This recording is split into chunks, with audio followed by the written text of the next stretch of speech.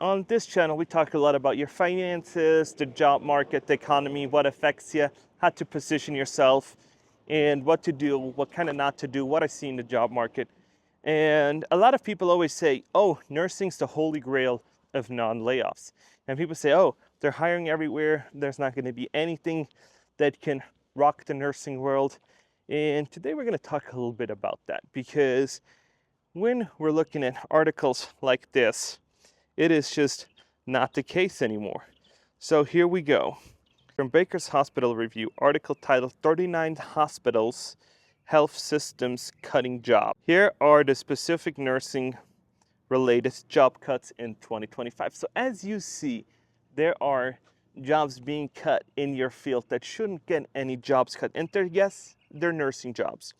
So Memorial Care, again in June, 115 positions, including nurses, technicians, clinical administrative staff. Orlando Health, 940 jobs, including director of nursing roles. United Memorial Center laid off 485 nursing staffs along with them.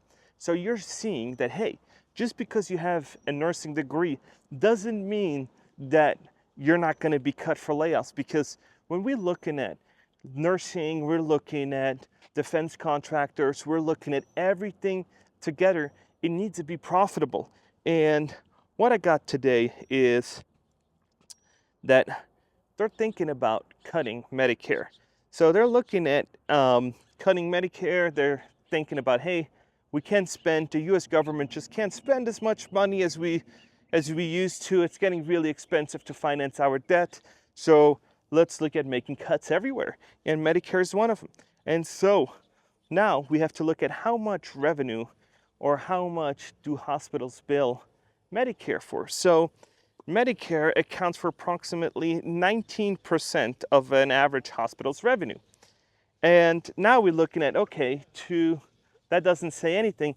Let's look at what the profit margins of a hospital are, because if we're starting to make a little bit of cut on insurance, 2 to 3% there, and Medicare makes another few percent cut, what is going to happen to all these hospitals? And we got this one. Hospitals operation margins in 2023 were about 5.2%.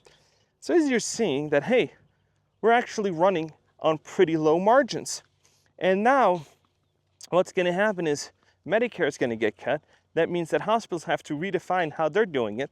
And when you have industries that are so big and there's so much money in it, like these hospitals, you see Amazon and NVIDIA is going to try and shaking them up with robots like this, saying, hey, nurses are going to be impacted because we can say, instead of having 15 nurses, we're just going to have a few.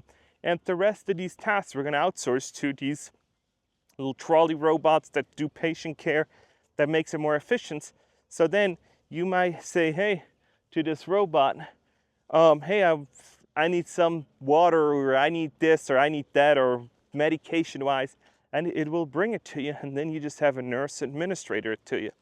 And we have a lot of these companies that do these robotics, that are innovators, that trying to say, hey, we're going to take care of a bunch of stuff in the healthcare field with AI. Hey, just real quick, click that bell notification on, so when I do upload, you can watch my videos and then leave a comment, so then we can actually have interactions. And most likely, an hour after I upload, I'm there responding to you. So if you want to comment, make sure that you liked all of these things, and then I'll respond to you. So thanks for watching, and let's continue with the video.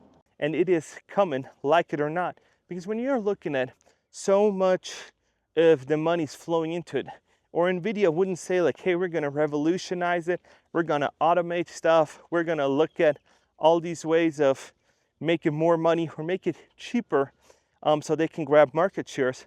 And then after they've taken over the market, what they're going to do, they're going to slowly increase prices, because the barrier of entry is so high for these AI tools, for these robots to do. So what they're going to do is they're going to take short-term losses and say, you know what, we're going to lose out on millions just to grab market shares. And then once we are the dominant key market, or the dominant figure in the market, we can then slowly increase the prices to where we make a lot of money again. And nurses is an interesting field, because when you're looking at getting a nursing license, and you're like, hey, let me go into the state of Nevada, and then let's move to another state. That doesn't necessarily mean you can just take your degree and do it. No, there's fees involved. And so everywhere you go, there is fees, there's administration, there's paperwork, and yeah, your employer might kick it in or might do it. But what if you're going to go to another place, you need to move, and then you don't have another job lined up that is going to pick up the tab, so then you got to pony up the money. And so it's not always as black and white as everybody says. No, there's a lot of gray zones. There's a lot of stuff that just isn't that easy. And now, let's look at the world. Let's look at a little bit of what's going on in the world. When you're looking at what happened yesterday is with Israel and Iran going at it, right?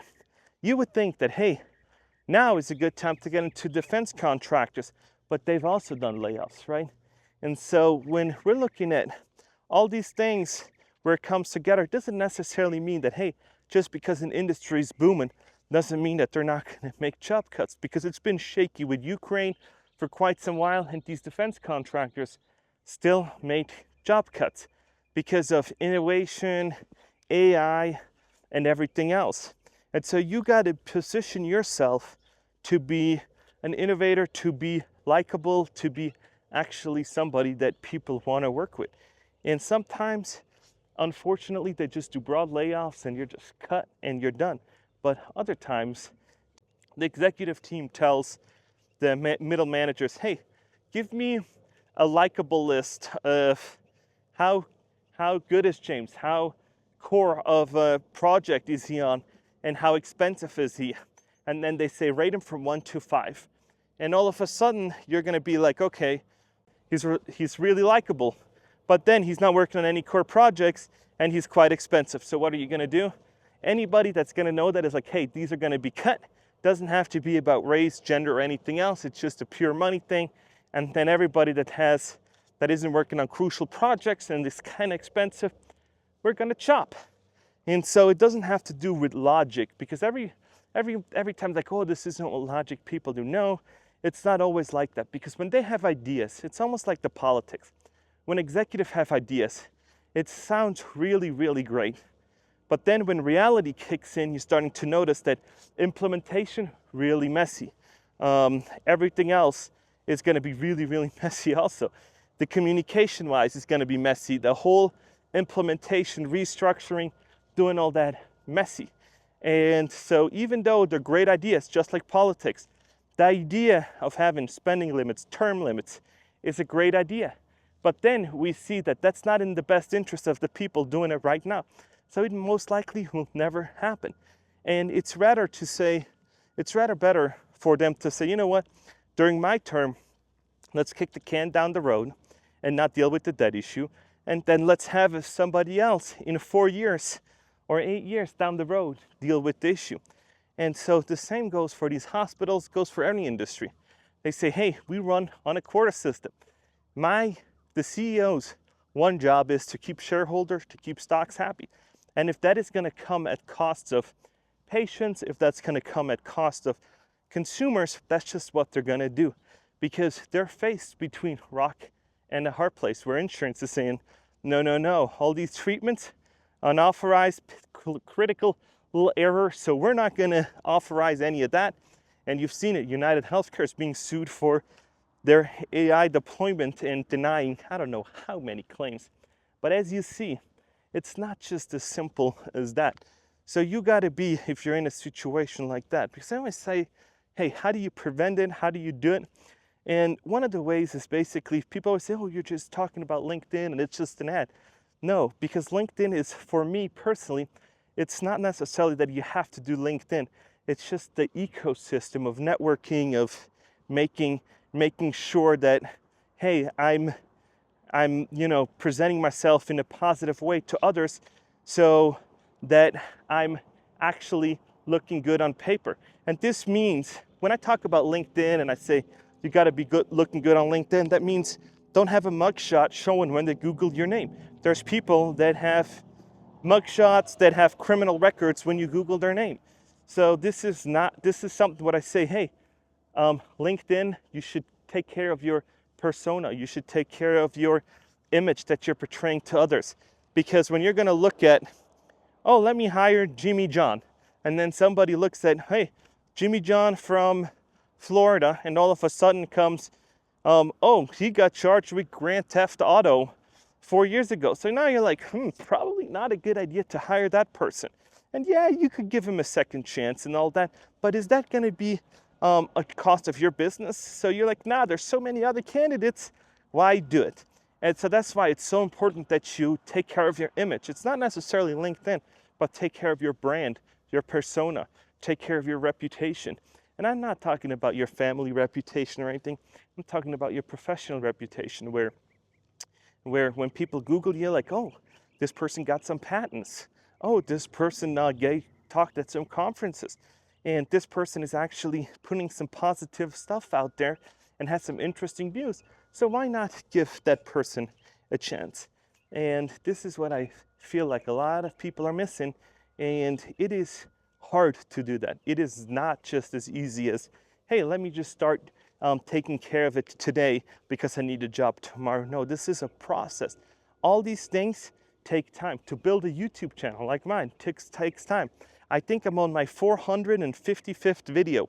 And so to get these amount of views, to get this engagement, takes time. You learn as you go. You have mistakes. And the same thing happened to Ali, where we made mistakes. And I'm going to share this with you. So we hired somebody to do LinkedIn posts for us, or help with that. And Dave basically took other people's posts and changed it just a little bit. Great engagement, but there weren't hours. So took a big L right there. And stuff like that will happen once you're growing, once you're doing stuff. And it's not necessarily that they're going to say, hey, these people that we hired to do these posts are going to be like, holy moly, they actually took somebody else's post. And it's not their name on it. Once you have a company and start doing stuff, you basically release some of your liability. And now all of a sudden, you're going to have to still say, yep, my team messed up, I am sorry, and we keep on rolling. But it hurts your reputation.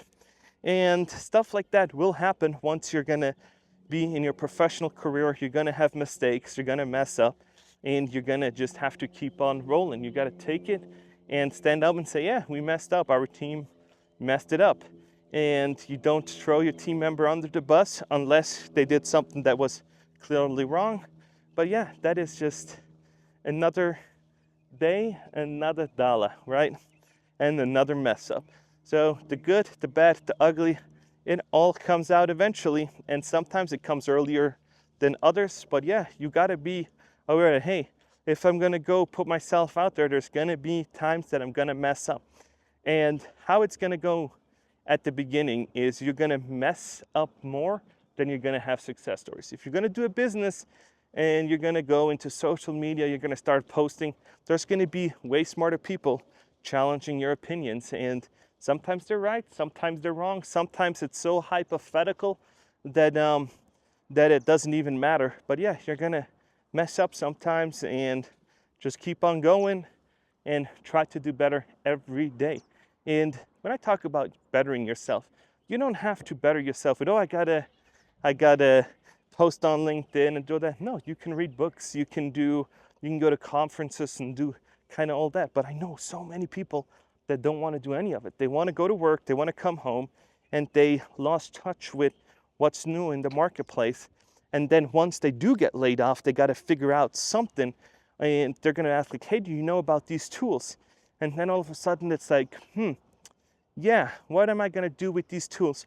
It's almost like, it's like the AI revolution, where you're like, hey, do you know how to use GPT? Do you know how to use Zoom?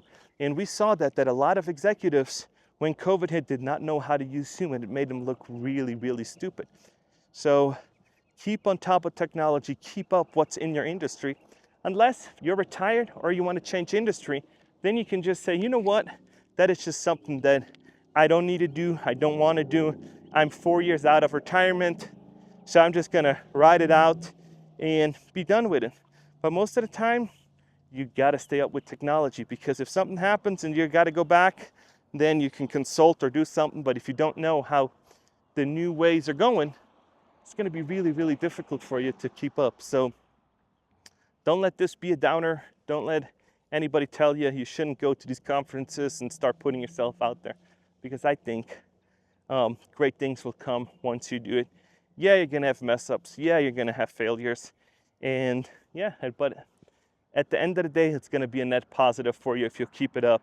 And don't be ashamed of putting stuff out there, nobody liking it, nobody responding to it, because it takes time to build a brand. It takes time to do all this.